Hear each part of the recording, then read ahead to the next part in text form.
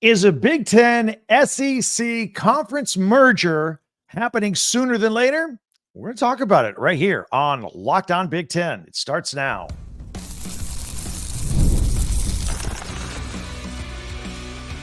You are Locked On Big Ten, your daily podcast on the Big Ten Conference.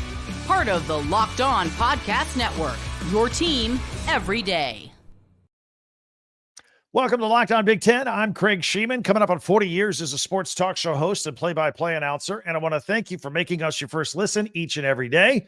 We are free and available wherever you get your podcasts and on YouTube, part of the Locked On Podcast Network, your team every day. And today's episode is brought to you by Game Time. Download the Game Time app, create an account, and use the code LOCKEDONCollege for $20 off your first purchase. Big Ten, SEC, they're talking again. When they talk, things happen. Plus, we have Big Ten news, players of the week, and our weekly update to our Big Ten football power rankings. See where your team ranks this week. If you're an everydayer here at Locked On Big Ten, first of all, thank you very much. We appreciate it. Can't tell you how much. Secondly, you already know this, but for those of you that are newish around here, let me restate our belief or our position here on Locked On Big Ten, that the Big Ten and the SEC will continue to expand, realign, and will someday merge into a super conference or two super conferences like the AFC and the NFC in the National Football League. Ultimately, this group, once they're finally formed, will ignore the NCAA and other conferences and do their own thing regarding TV contracts, their own postseason playoff format, determining their own champion. And that'll be the only champion that will matter. You can agree or disagree with that vision, if you will. But I will tell you that the Big Ten and the SEC athletic directors are meeting next week in Nashville to talk about a potential partnership in scheduling football games and their thoughts on who gets automatic bids for playoffs and how many, and all that regarding the college football playoffs once this current brand new 12-team format expires. They're already looking to the next thing already. We haven't even played the first game of the new 12-team expanded college football playoff, and the bigwigs at the Big Ten and the SEC are already planning what to do next. That's how the rich get richer, right? It seems to be shaping up as a bit of a coup against the rest of college football, to be honest with you. Now, some of this is not new. Back in February, which we discussed at length here on Locked On Big Ten, both conferences, the Big Ten and the SEC, they formed an advisory group amongst themselves, made up the conference athletic directors as well as presidents and chancellors, kind of keep each other in the loop, trying to strategize what to do next. So amid the athletic directors meetings next week in Nashville, Big Ten Commissioner Tony Petitti and SEC Commissioner Greg Sankey will be there in attendance. So make no mistake about it. Tony Petitti and Greg Sankey are the two most powerful men in all of college athletics. They are. Not Charlie Baker, the president of the NCAA, not other conference commissioners, not school presidents, coaches, ADs, or even TV executives. Whatever Petitti and Sankey decide is the best path forward for their two conferences, that is the path that we are going to go down.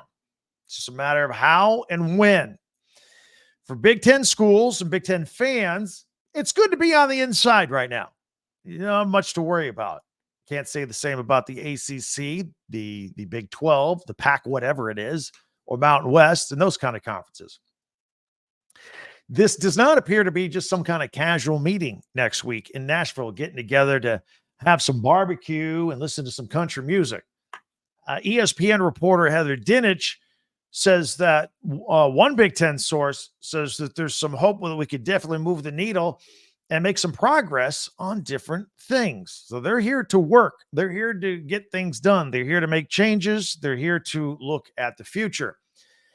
Regarding the scheduling agreement between the Big Ten and the SEC, they would play each other more in non-conference games. Now, two things come to my mind immediately. First of all, the Big Ten would like the SEC to start playing 9 conference games like the Big Ten does instead of 8, so that they'll be on equal ground, nationally speaking, if you will. Second, any such move or agreement would further squeeze out other non-Big Ten and non-SEC teams for those marquee early season games. I mean, games like Texas and Michigan, for example, or LSU and USC. You can get a lot more of those and a lot less other games that don't quite live up to the billing on all that. So that's one of the things that's going to come out of this. Now, regarding the automatic bids to college football and the playoffs, assuming that the other conferences are still involved here in the near future, while this 12-team playoff contract works its way through, and we'll go over the details of that in a minute. Assuming that the Big Ten and the SEC, they would like to see both conferences get 4 automatic bids, 8 positions total every year. My first thought there is that other conferences, if they're forced to eat that agreement, if you will, and acquiesce to the Big Ten and the SEC because of their bargaining power, then their answer is going to clamor for more teams getting into the playoffs. Well, if you're going to get more, we have to have more available so that we have a shot to get in, more for us. So it's likely going to jump from 12 to 14. There's language in the current contract. It can jump to 14. There could be a couple extra playoff games. Ultimately, it's headed to 16 in the big picture. But the Big Ten and the SEC could do whatever they want because ultimately they could take their ball and go home, right? I mean, think about this for a moment. They could create their own playoff. They could, take a look at the remaining conferences and schools. They'll be relegated to basically NIT status for the basketball tournament, the lesser tournament, if you will. The champions, the real champions, are going to come out of the Big Ten and the SEC. Now, if you want to look at today's standings, for example, in the AP Top 25 poll, right now, 12 of the top 13 teams in the AP Top 25 are comprised of Big Ten and SEC schools. Only the ACC's Miami is cracked inside of that list, and Notre Dame sits just outside it at 14. So that's it. Your top 14 teams right now are all Big Ten and all SEC, with the exception of Miami and Notre Dame. That's it. So that's where we're headed anyway. Those are the best teams in college football. So as of now, the other thing, the selection committee, who decides who gets in and whatnot. Right now, it's 13 members on the selection committee. They get together and decide the use of polling and whatnot and create the current 12-team playoff field. The Big Ten and the SEC meeting for next week will also discuss how the selection committee is used, how it's comprised, and whether to limit it or to do away with it altogether. This is the kind of power that the Big Ten and the SEC can wield right now. Now, the current 12-team playoff format that we haven't even started yet, it's getting ready to start here in December. And that TV contract that's tied to it with ESPN, that's worth $7.8 billion. It runs through the 2031-32 season. Those years are going to start clipping away faster than you think. And even though it seems super early now in 2024, 2025, these things will be moving forward quickly, I think, between the Big Ten and the SEC and what they want to do moving forward. And everybody else just kind of has to follow along. Again, this meeting takes place next week in Nashville. We'll know more. Some more news will come out of that, and we'll kind of get a better idea of what direction. Maybe they'll tip their hand a little bit in what way they want to go ultimately. What do you guys think? Always interested in your opinions, either on Twitter at Talk Big Ten or on YouTube. Hit the comments. If you're watching on YouTube right now, always love that as well. You can always check us out there. By the way, subscribe on YouTube if you don't mind. If you're right there, if you're listening and you haven't yet, it's free forever. Go ahead and subscribe.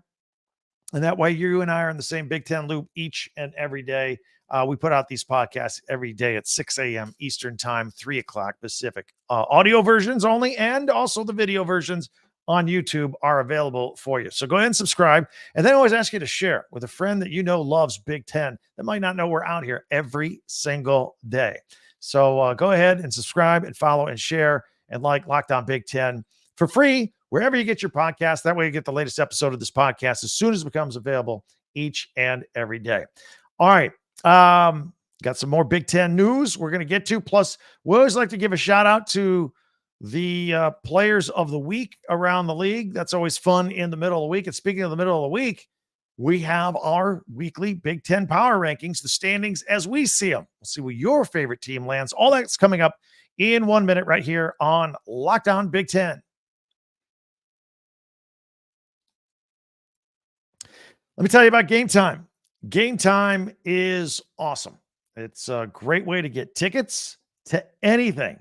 Big Ten games, Major League Baseball playoff games, NFL games, concerts, comedy. It's all right there on an app on your phone. Get the Game Time app today. My favorite feature on it, first of all, simple pricing. You never get fooled. And also you can always see the view from your seat from the ticket you're about to buy right there on your phone. They have their lowest price guarantee, or Game Time will credit you 110% the difference, and the Game Time ticket coverage.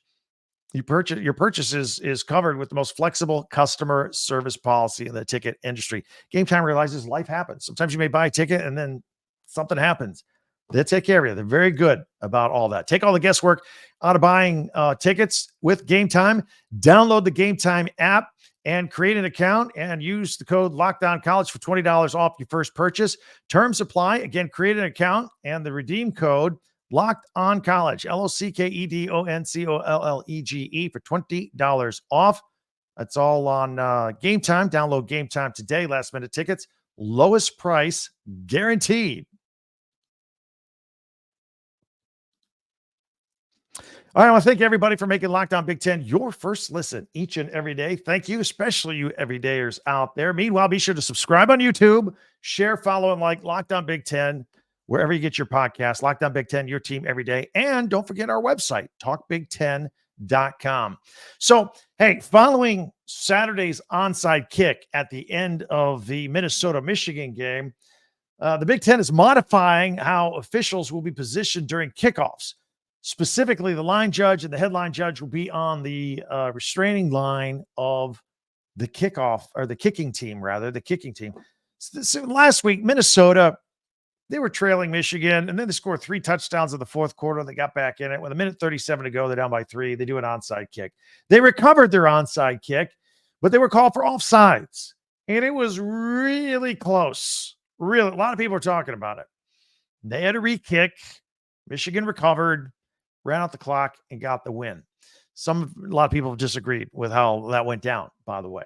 The Big Ten has not acknowledged any error by the officials or the conference here, but they decided to start moving officials around.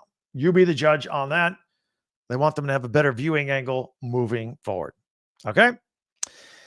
Meanwhile, it's time to give our weekly kudos to our Big Ten players of the week. Let's start with, we have co-offensive players of the week again. Speaking of Michigan, Khalil Mullings, running back, had a career-high 24 carries and 111 yards against the Gophers, scored 2 touchdowns in that game as well, and he earned his 3rd straight game of 100-plus yards with at least 2 touchdowns also. So he's doing a great job. He's the one thing kind of keeping that offense going, while Alex Orji is trying to figure it out at quarterback. Meanwhile, co-offensive player of the week, shout out to wide receiver Tez Johnson at Oregon. Of course, we've highlighted him here on this program as well. Oregon beat UCLA 34-13. It was its first Big Ten matchup. Tez caught 11 passes for 121 yards and 2 touchdowns. He also, here's where he's extra dangerous, returned 2 punts for 21 yards and finished with 142 all-purpose yards, and had a season-long 52-yard touchdown catch in the second quarter as well. He is the first Oregon Duck ever to have 5 career games with 11-plus receptions. Doing it again. He's all over the place. He's going to be in 2 weeks when they take on Ohio State, the Buckeyes better focus on him. Meanwhile, the defensive player of the week in the Big Ten, Abdul Carter, Penn State Nittany Lions, hybrid play defensive end linebacker, had 7 tackles in that game against Illinois, in which they won 21-7. That was a defensive showpiece. Illinois started that game by running down the field and opening drive, scored a touchdown, and that was it. I think they had like 50 yards the rest of the way. Penn State's defense really buckled down, starting to look a little elite like they were last year, to be honest with you. Tom Allen, the defensive coordinator here, is getting his guys dialed in. Carter also had a couple of sacks and a forced fumble. and he is the first Nittany Lion with 4 tackles for loss in a game since 2018. Special teams player of the week goes to Dominic Zaveda for Michigan. He's their kicker. He had 2 field goals, including a 53-yarder. Went 3 for 3 on extra points against Minnesota. He's got a leg. He's been doing this every week. He is the first Michigan kicker to make 4 field goals of 50-plus yards in the same season. He's already done it. And he's a perfect 4 for 4 from 50 yards and out so far this year. And they won that game by 3 points this weekend, right? So very big factor there. And the freshman of the week, no surprise here, Jeremiah Smith, the wide receiver out of Ohio State, had 2 touchdowns to help Ohio State beat Michigan State over the weekend. Had a 19-yard rushing touchdown, but everybody's still talking about the one-handed touchdown grab he had down the right sideline and then ran in for the touchdown. He finished with 5 receptions for 83 yards and had 102 all-purpose yards. So think about this matchup. I mentioned Tez Johnson, the wide receiver for Oregon. When Oregon and Ohio State play a week from this Saturday, those are going to be some marquee players. Tez Johnson and Jeremiah Smith going head-to-head. Going to be a marquee game for these guys to show off their skills. So we're looking forward to that for sure. I can already tell you after that game, that's going to be the night game on NBC a week from Saturday. We are going to go live on Locked On Big Ten on YouTube like we always do on the weekends. We'll do it after the next 2 weeks, actually, because this weekend after the Michigan-Washington game. So after both of them, after the Michigan-Washington game this Saturday, and also after the Oregon-Ohio State game next Saturday, both those games will be 7:30 Eastern, 4:30 Pacific on NBC, the NBC Big Ten Saturday night. So we'll get on live here on this YouTube channel for Locked On Big Ten around 11 p.m. Eastern, 8 o'clock Pacific, both the next 2 Saturdays. Just get used to it. I think every week but one. I think we did it earlier following a 3:30 game 1 week this year. Everything else has been late at night.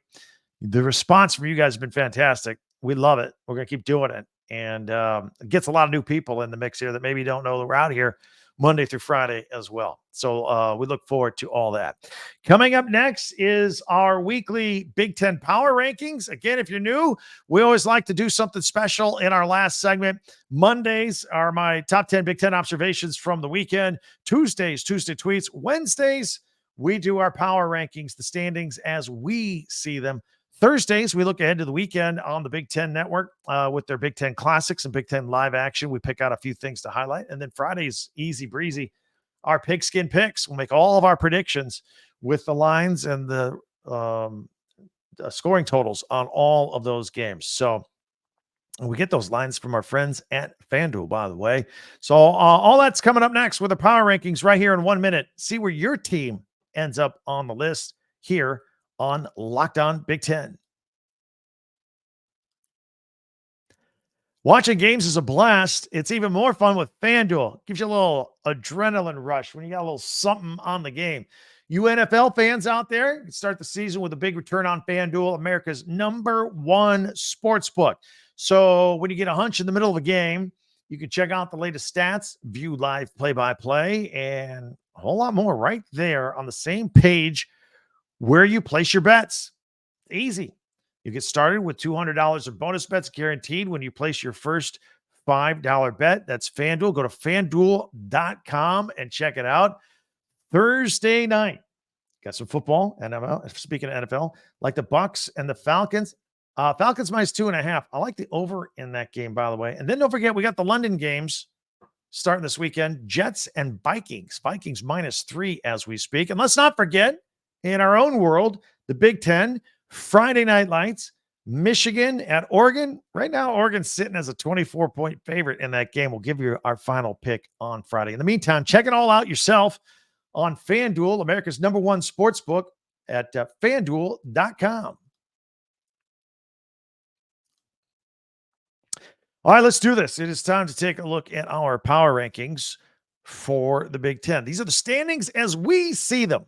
All right, I'm going to go full screen. If you're on audio only, we'll describe them in detail. Going to start you off 1 through 10. No change with Ohio State at the top. And why would we? They've executed flawlessly against their opponents so far. And they got Iowa, and we might play a little bit of defense against them. That's the 3:30 CBS game, but Ohio State should win that game because Iowa doesn't have an offense to match it. Penn State, very impressive with that performance against Illinois. It wasn't an official whiteout, but it was whiteout energy. That was a great atmosphere last Saturday night. And Illinois is a good football team. Yeah, they're still going to be fine. But Penn State's running game, the 1-2 punch at running back, and their defense there, they are our number 2 team in the Big Ten right now, followed by number 3, Oregon. Again, Friday night, hosting Michigan State. We'll see if they cover. It's a big point spread. They haven't covered most of those, but still good enough to be the 3rd best team in the Big Ten. Maybe higher. Maybe higher. We talked a lot in the preseason. That could be Ohio State and Oregon for the Big Ten championship. Of course, it'll be Ohio State and Oregon a week from Saturday. Got Michigan sitting here at number 4 as they get ready for a rematch of the national championship, at least laundry-wise. The players and coaches are different, but same teams. That as at Washington again on Saturday night. Michigan at number 4. Got USC at number 5. I can be talked out of that one. I got the Hoosiers at number 6. 6-0 if they beat Northwestern this weekend at Northwestern, but don't take that game lightly. That's exactly when you get yourself in trouble. You say, all right, we're 5-0. We're going into Northwestern. Northwestern struggles. Should be automatic 6-0. No, nothing is automatic. I said Illinois is a good team. Going to keep them here in the top 7. Not going to drop them too far off. Nebraska, I got them at 8 and Rutgers at 9. They play each other. Rutgers and Nebraska this weekend at Nebraska. So this just that game alone may flip these two a little bit in the standings. We'll see. I'll have my pick for that game on Friday as well. And then I got Iowa rounding out our top 10 in the Big Ten. Big game, again, coming off a bye. They got a big game at Ohio State. That is, again, 3:30 at CBS. Meanwhile, the best of the rest, as I like to say, Maryland. Look, Maryland's coming off a loss to Indiana. Maryland's still a good football team. They are. I'm going to keep them at 11.